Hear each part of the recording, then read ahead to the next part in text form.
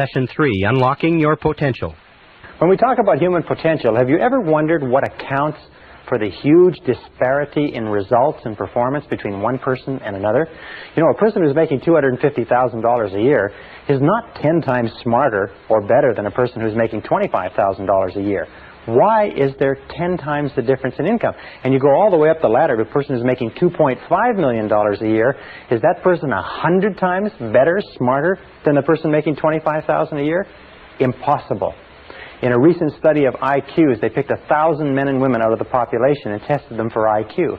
They found that the top person in that 1,000 selection was only 2.5 times smarter than the bottom person in that selection of IQs. Only 2.5 times the disparity, and that's probably true over the whole population. So what accounts for this great difference? Well, we talk about human potential. We come down to a very simple formula that I came up with some years ago that probably explains it a little bit. The formula starts off with what we call IA, which is inborn attributes. That's the qualities, the intelligence, the ability, the temperament, the things that you're born with that you can't really change very much, plus acquired attributes. Now, acquired attributes are very important. Those are your education, your training, your skill, your experience, knowledge, wisdom, and so on. Multiplied times A, which is your attitude, equals individual human potential, or individual human performance, or individual human results, if you like. Now, of these three, inborn attributes are largely fixed at birth. Acquired attributes can be changed, but it takes a while to change them, although sometimes they can be changed very rapidly. One valuable piece of information can dramatically change your effectiveness. But attitudes can be increased or decreased dramatically in seconds. That every single time we improve our attitude, we multiply all our capabilities. So that attitude has been rightly called the most important language in the human, or the most important word in the human language. Everything that we do in life, according to a Harvard study amongst executive recruiters, will be 85% attitudinal. 85% of your success will be determined by your attitude. That means determined by how positive or how much of a positive mental attitude you have. People with positive mental attitudes tend to advance more rapidly, move to the top of valuable organizations, earn more money, get more life satisfaction, and so on. Now, a positive mental attitude doesn't mean that you dance around in the street and throw flowers. It just means that you take a generally constructive attitude or approach towards your work, your life, your problems, your relationships, and so on. That according to the Cox Report on American Business, according to Success Magazine, 85% or more of everything that you accomplish will be attitudinal. So our question is, where do attitudes come from? And we found that attitudes come from expectations. Very, very simple. We talked about that before. And a very powerful way to instantaneously improve your attitude is to say to yourself, I believe something wonderful is going to happen to me today. As we said before, our expectations about outcomes determines our attitude. In other words, if you expect things to turn out well, you're going to have a positive attitude. If you expect things to turn out negatively, you're going to have a negative attitude. And the wonderful thing is you can manufacture your own expectations. I mean, you can expect whatever you want.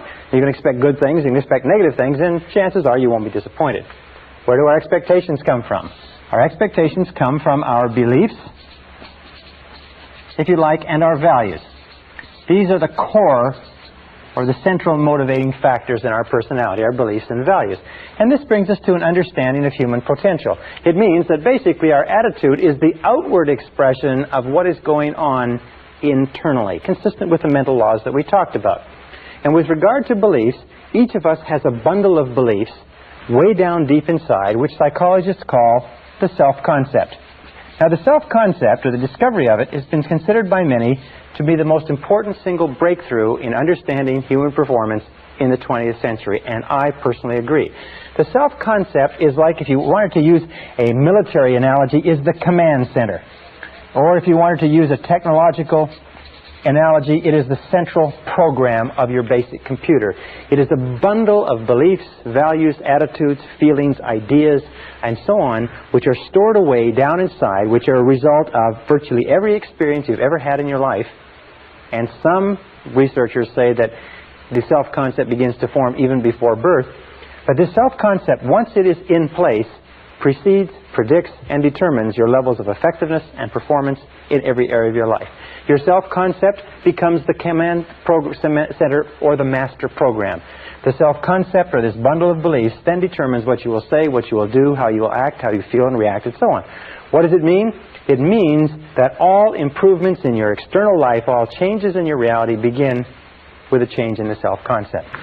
Let me give you an understanding of how it means. Here's a very simple graph. We talk about human potential. We say the average person uses 10% or less of their potential. According to the research, it's probably much less. Stanford Brain Institute in Santa Clara, California, estimates that it's probably closer to 2%. But we'll be generous and we'll say the average person is using 10%. It means that in the best of cases, the average person, you and I, have 90% of our potential untapped. One of the great philosophers, Oliver Wendell Holmes, said the great tragedy of the average person is that they go to their grave with their music still in them. They're still functioning on far, far less of their potential. So this is human potential. We find there's a direct relationship between human potential and the self-concept. That since our self-concepts, or our estimates of ourselves, if you like, are usually far lower than they need to be, our level of performance and effectiveness is far lower too. And we know that our self-concept is largely subjective. What does that mean? It means that the self-concept, what we believe to be true about ourselves, is really not based in reality. It's based on information that we've taken in, we accept it as true, and to the degree to which you believe anything about yourself, it becomes true for you because you act in a manner consistent with it. You know, there's some people who read their horoscopes and believe that their horoscopes are predicting their future. There's some people who will take criticism and condemnation from other people that they don't even respect and believe that that is an adequate or accurate reflection of their own abilities. But whatever you believe, whatever you accept as true, becomes true for you.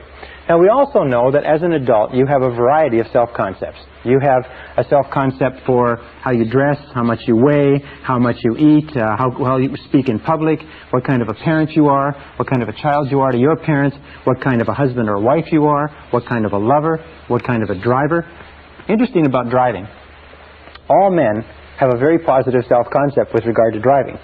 Women don't understand this, but all men are born with an inherent genius at driving.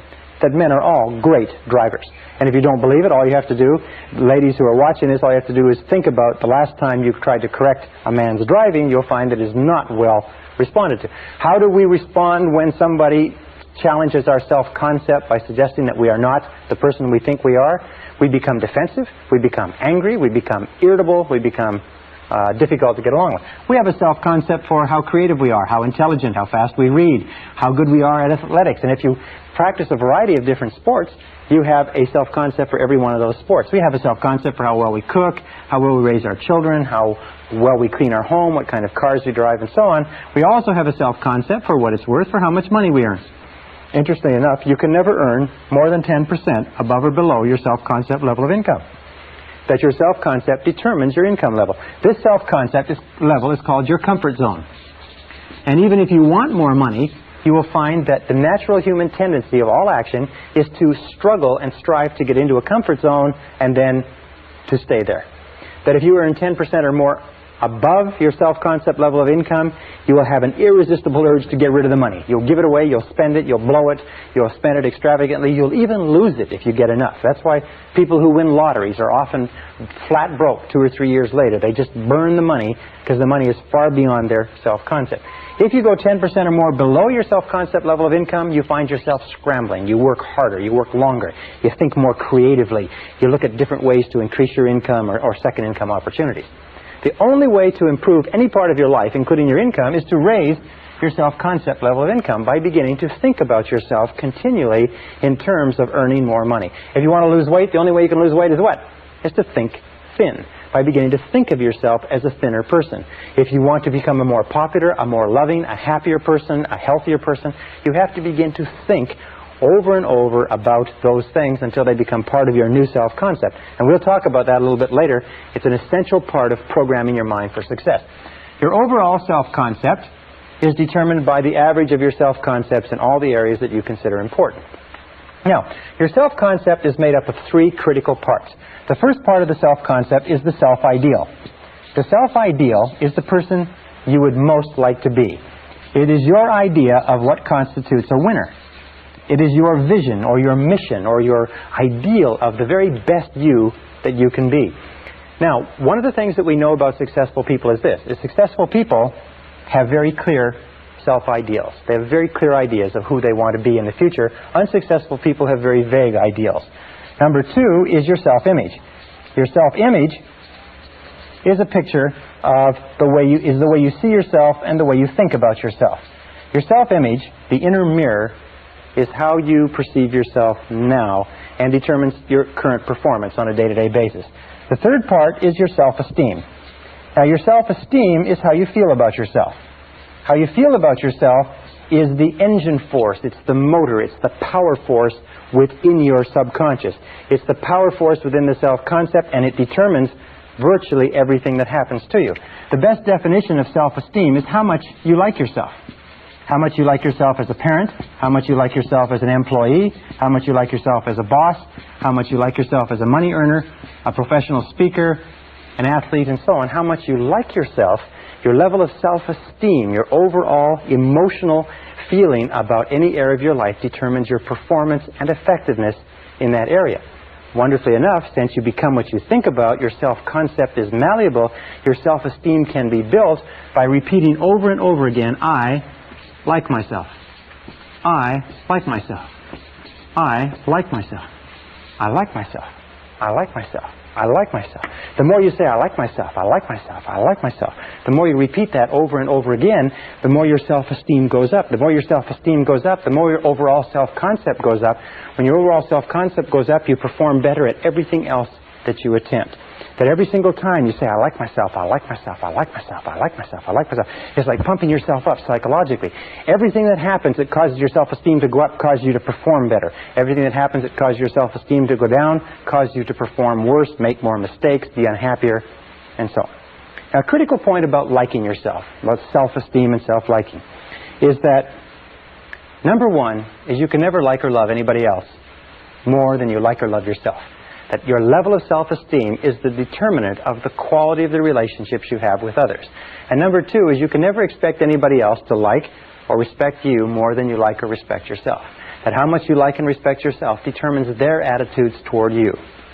Every single school of psychology today is coming to agreement on the fact that how much you genuinely like and accept yourself as a valuable and worthwhile human being has an effect on everything that happens to you. How much you like yourself. And what you can do is you can improve your self-esteem, but then I like myself, I like myself, I like myself, I like myself, I like myself.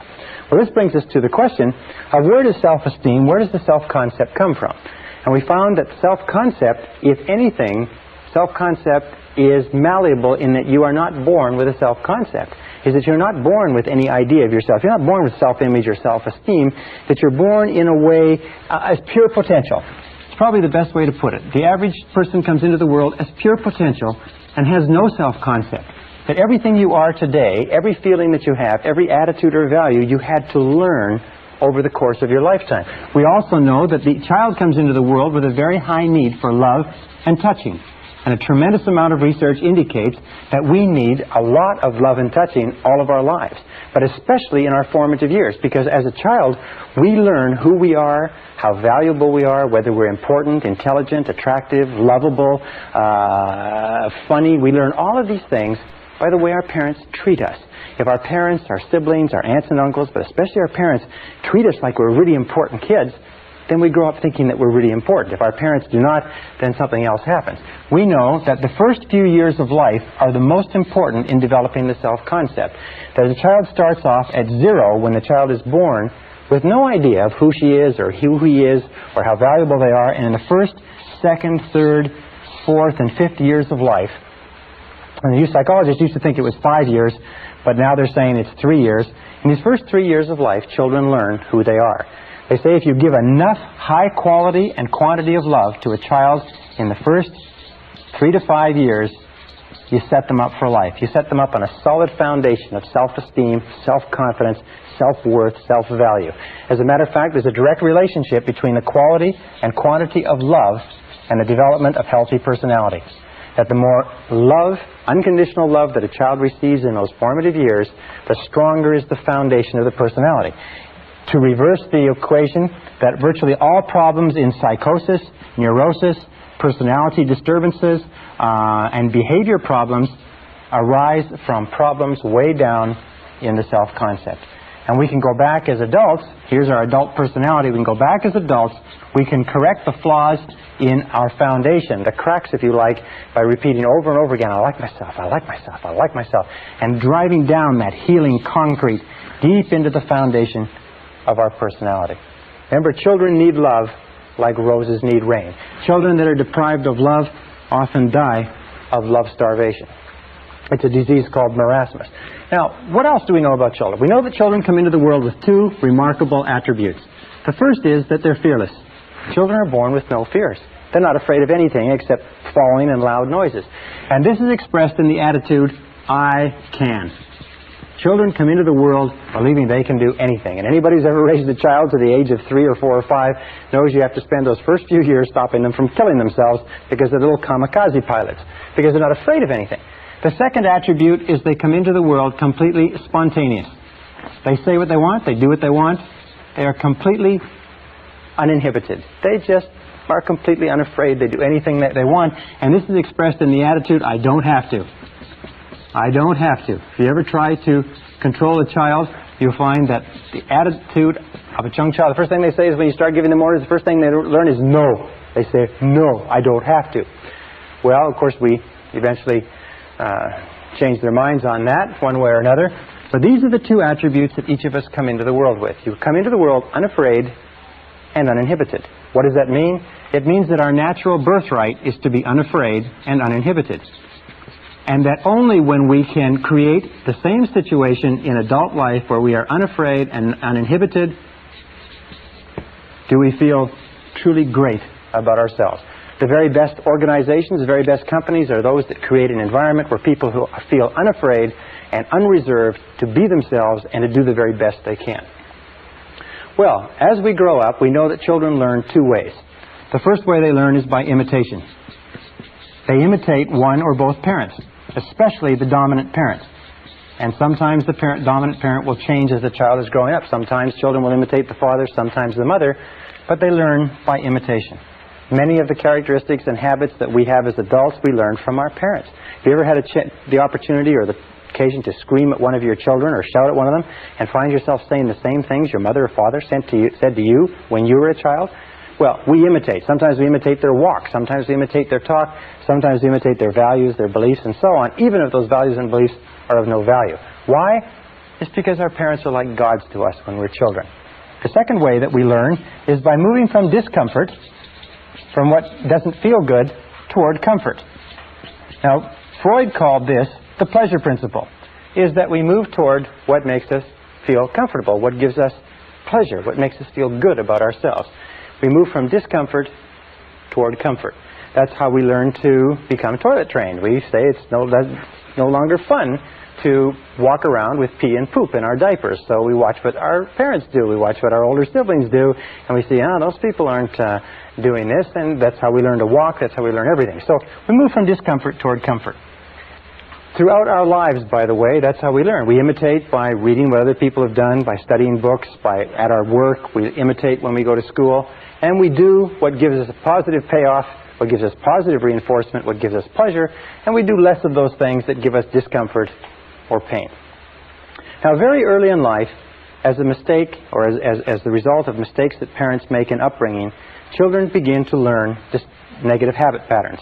And negative habit patterns have their root primarily in destructive criticism. Destructive criticism begins very early in life, sometimes in the first few months. And destructive criticism is used by parents to direct and control their children. Unfortunately, it has a very, very dangerous and damaging effect on children in that destructive criticism begins to undermine the integrity of the child's personality, and more of us, including myself and including most of you, have been undermined and hurt by destructive criticism probably more than all the wars in history. Now, as a result of destructive criticism, we begin to develop negative habit patterns. Negative habit patterns are conditioned responses to stimuli. Negative habit patterns develop very early in life. They're developed as a result of a repetition of fear and pain over and over again. They're developed as the result of destructive criticism, physical punishment, and so on. And very early in life, we begin to develop two major manifestations which follow us throughout our lives and, more than anything else, inhibit our potential as adults. The first is what is called the inhibitive negative habit pattern. The inhibitive negative habit pattern is learned when the child is told over and over again, don't, get away from there, stop, leave that alone. And the child is punished. Whenever the child tries something new or gets into something or smells something or pours something over or breaks something accidentally, the parent blows up and gets angry and upset. You see, the child is driven by an insatiable curiosity to explore his or her world. And what happens is when they do explore it and they get into something, they tip something over, if the parent overreacts and spanks the child soon begins to think that every time I try something new, every time I try something different, every time I go beyond my boundaries, every time I move out of my comfort zone, every time I don't play it safe, I get spanked, I get punished, I get hurt, I get sent to my bedroom, and I feel terrible. And pretty soon the child develops the feeling of, I can't. Every time I try something different, I get punished. I can't. This is like the Pavlovian response, where the Pavlov would ring the bell and feed the dog meat, and the dog would salivate, and Pavlov would ring the bell while he fed the dog meat, and the dog would salivate. They would keep doing that. Pretty soon, Pavlov would just ring the bell, and the dog would salivate. What happens in adult life is that this creates what we call the fear of failure. The fear of failure is a conditioned response to a process of destructive criticism that occurs in the first 5 or 6 years of life. The fear of failure automatically triggers us. We feel anxious, tense, uneasy. We feel tension and stress in our solar plexus. We feel like withdrawing and getting away from the event. And the fear of failure is the major reason for failure in adult life. It's the major reason why we hold back from fulfilling our potential. As a matter of fact, all negative habit patterns are experienced in the physical body. That you can tell a negative habit pattern because you actually feel it in your physical body. The inhibitive negative habit pattern, the fear of failure, the I can't, is experienced first of all in the solar plexus. You ever have an occasion where you have to speak in front of a group, or you have to go into a performance review, or you have to make a cold call? First of all, the solar plexus tightens up. If the fear situation continues, you start to breathe harder, and your heart starts to beat faster, your respiratory rate. And sometimes you get a headache, like a migraine headache in the front of your head. Sometimes your throat will tighten up, and you won't be able to speak. You'll go completely dry. Sometimes you'll get so tense and so frightened that you'll have to run and go to the bathroom. These are all manifestations. There's no physical danger, but there's a psychological danger, a conditioned response. And whenever we feel these things, the natural tendency is to back away from the situation that's causing them, which is the reason why we don't achieve very much if we are held back. The second negative habit pattern is the compulsive. Now, the compulsive negative habit pattern is learned when children are told over and over again, you'd better or else. If you don't, you're in big trouble. Now you're going to get it. It's when children are made the recipients of what is called conditional love. Parents don't mean to do this, but what they do is they suggest to the child that you are not loved, therefore you're not safe, unless and until you do what we want. The child grows up feeling that I have to do what Mommy wants. I have to please Mommy. I have to please Daddy. I have to please other people. I have to please my siblings. Eventually I have to please my peers. I have to please my teachers. I have to please everybody. They grow up with this, I have to. I can't do what I want to do. I have to do what pleases other people. This compulsive negative habit pattern very early in life translates into the fear of rejection. The fear of rejection is experienced by men as adults as type A behavior. We'll talk about type A behavior later on in the course. Type A behavior is a compulsive, an obsessive-compulsive need to somehow please somebody with no standards of performance so that you can never accomplish it. The fear of rejection drives us. It makes us very, very sensitive to the opinions of other people. We do things that other people want. We don't do things that we want. We're always trying to please others. We have a preoccupation or a concern with the opinions and feelings and attitudes of others to the point where we deny our own needs. Now, the fear of rejection is felt down the back half of the body. You divide the body in half, it's felt right down the back half of the body. The first place you start to feel the fear of rejection is usually in the shoulders and in the neck. You start to feel stiff and sore and tense. Sometimes when you have a lot to do, you'll feel tremendous stress in the lower back. The muscles will start to pull in the lower back. Sometimes it'll manifest itself in phlebitis and varicose veins. Very often it can give you very bad headaches in the back of the head because the carotid arteries, which carry blood up into the head, the muscles around them constrict, and the amount of blood flow to the head slows down, and you feel this pounding headache in the back of your head. These two fears, the compulsive, or these two negative habit patterns, the compulsive and the inhibitive, which are the result of destructive criticism, the great destroyer of personalities, plague us all our lives. Now, the wonderful thing about these is because they are learned habits, we can unlearn them. We can overcome the fear of failure that holds us back. We can overcome the fear of rejection that causes us to do things that please other people rather than pleasing ourselves by working on our own self-esteem. Because there is an inverse relationship between self-esteem and the basic negative habit patterns. Is the more you like yourself, the less you fear failure. The more you like yourself, the less you fear rejection. The more you like yourself, the less you fear anything. And if you continue to repeat, I like myself, I like myself, I like myself, over and over again, if you continue to say this, eventually, over time, your self-esteem goes up higher and higher and higher, and your fears go down. As your self-esteem goes up, your fears go in the opposite direction. Now, how do you deal with destructive criticism if you have to give criticism to other people? Well, that's very simple. Many parents have asked us that. How do you control children? One of the keys to controlling children is to redirect them so that they're doing something constructive versus something that is destructive. Another thing to remember is that what you want to do is you want to give informational criticism or constructive criticism, which means that you tell children what they can do, or adults, what they can do to be better. Remember, the whole purpose of giving feedback of any kind is what? It's to improve performance. If you are a parent, or if you are a boss, or if you are a person in a relationship, if a person is doing something wrong or inappropriate, the whole purpose in giving them any kind of feedback at all is so that they'll do it better next time. However, there's a direct relationship between self-esteem and destructive criticism. Every time you criticize a person, their self-esteem goes down. Every time their self-esteem goes down, their ability to perform goes down too. Well, if you destructively criticize a person often enough, long enough, and hard enough, they reach the point where they won't try anything at all. They become what we call hypersensitive.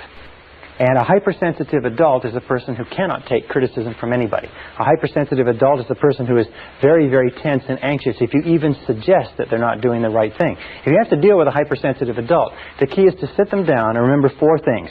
Number 1, always begin with praise. Number 2 is protect the person's self-esteem at all costs.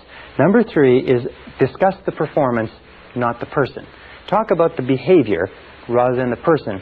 And number 4 is it number 4? Number 4 is to focus on the future versus the past. Focus on what is going to be done differently in the future rather than what has happened in the past. Why is that? A very simple reason is because a person cannot control the past. Not being able to control the past, any criticism over what they've done in the past causes them tremendous stress and frustration. So let me summarize. The key to success in life is a positive mental attitude. A positive mental attitude is based on expectations of success, of a positive set of expectancies. This positive set of expectancies is based on beliefs in your self-concept. The core of your self-concept, which determines your effectiveness in life, is your self-esteem, and your self-esteem is measured by how much you like yourself. The 2 things that hold us back more than anything else are the fears of failure and the fears of rejection. So one of the core secrets of success is this, is become a perpetual self-esteem generating organism. Continually be doing things for yourself, to yourself, in your life that cause you to like yourself, to love yourself, to accept yourself, to respect yourself, that cause you to feel terrific about yourself. If you're a boss or a parent, remember that the key to peak performance in your home and in your workplace is to make people feel terrific about themselves. And the more terrific you feel about yourself, the more you like yourself, the more likely it is that you'll make the people around you like, love, accept, and respect themselves, and you'll create a peak performance environment. It is the starting point to great success and achievement in life. So say over and over to yourself, I like myself. I like myself. I like myself. I like myself.